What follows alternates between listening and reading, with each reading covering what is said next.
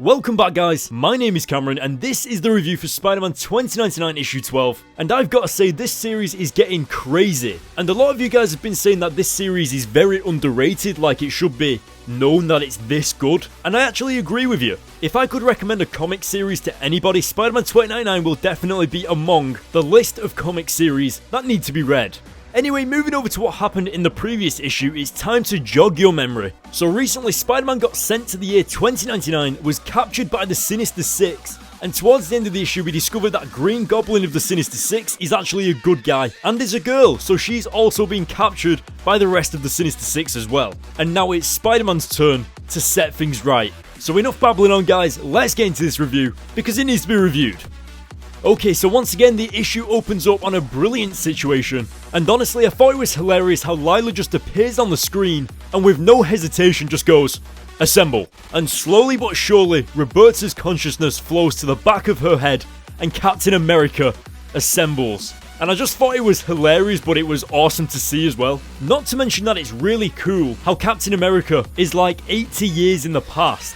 We also get an important reveal in this issue when we discover that all of this craziness in 2099 is all because of the Fist. Now of course I think that was pretty obvious that the Fist were behind all of this, considering they're the ones that sent Spider-Man 2099 to 2099. But now we have an absolute certainty, and if you notice that, we discover that we also don't know who's the boss of the Fist, like we don't know who the true leader is. But I'm telling you now, it is a bit of a crazy twist, and it is so unexpected. Also, whilst I was reading this comic, I kind of took a step back and thought about the situation that Miguel was in, and it was kind of just like, he discovered his girlfriend wasn't actually dead, then a new Inhuman was born, then a new crime organization called the Fist appeared, and Miguel also has to stop his future from being destroyed, and now he's in the year 2099 fighting against the 2099 version of the Sinister Six. That's like 7 crazy things all put into one right then. How is Spider-Man's head not exploding with how much stress he must be under? He seems so calm for the situation. But anyway, going into what's happening on screen, Miguel is using like 1,000,000 holograms to get close to the Sinister Six,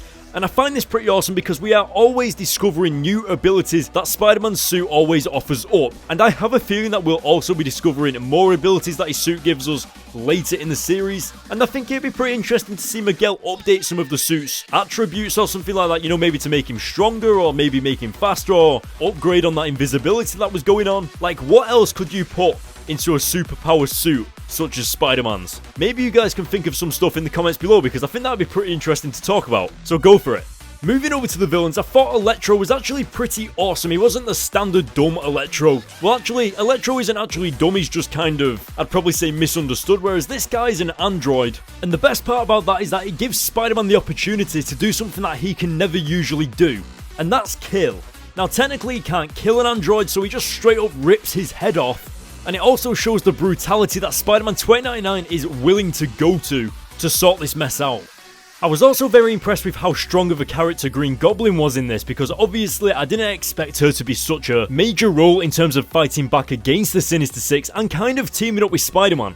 Going into some of the negatives of this issue, I was pretty depressed that we didn't get to see Spider-Man and Venom fight each other, especially because they are so-called brothers, and so it would have been a very interesting fight match to see. It also would have been interesting to see the abilities that Venom 2099 has compared to the original Venom Eddie Brock back in 2016. I also think the issue could have utilised some of the other Sinister Six characters a little bit more than they did, especially the Vulture, because I actually found him quite interesting, but he didn't really do too much in the comic. But I also want to point out that he kind of did look like Thor, so that's why I was mostly intrigued in what he would be able to do.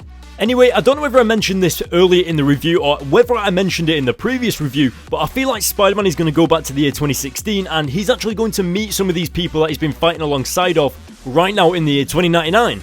Now, getting further into the issue, we're going over to the final few pages, and there is actually a massive shocking twist towards the end, as Spider-Man and Green Goblin are running through the portal opened by Captain America back in the year 2016, and as they are running through, Dr. Octopus reaches through, grabs Green Goblin and snaps her neck.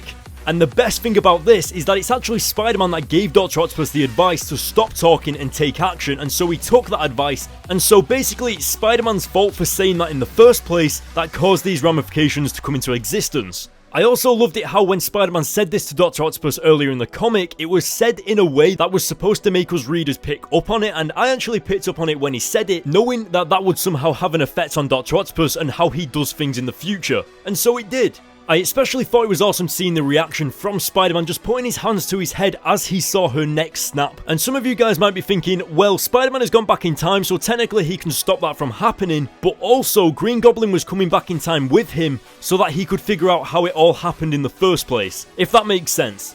Now, coming up to the final page of the issue, we get a massive twist. Venture has actually gone into the future to bring people back from the future to the present day to help finish the plan, but the issue is not over yet. We're throwing out some twists in there and some craziness, and as we come to the final page, to the final panel, we discover that Tiberius Stone is not only in the present day 2016, but he's also the leader of the Fist. Now, remember in the previous issue when we heard about him disappearing? Yeah, well, it turns out he went back in time. And so that just escalates things epically, and it really seems like time is getting screwed up, and I wonder how it's going to affect the other characters such as the Amazing Spider-Man, Miles Morales and all that crazy stuff. Will anything happen with them? Who knows? Well guys, that is the end of this issue. What did you think? Let me know in the comment section below, and if I got anything wrong to do with Tiberius Stone or anything like that, just let me know and I'll be sure to see it. Now, in regards to this issue, I'm going to be giving it an 8 out of 10. There is so much craziness going on, and there's so many villains from the future being brought back into the past, and I'm very much looking forward to Venom 2099 being in the present,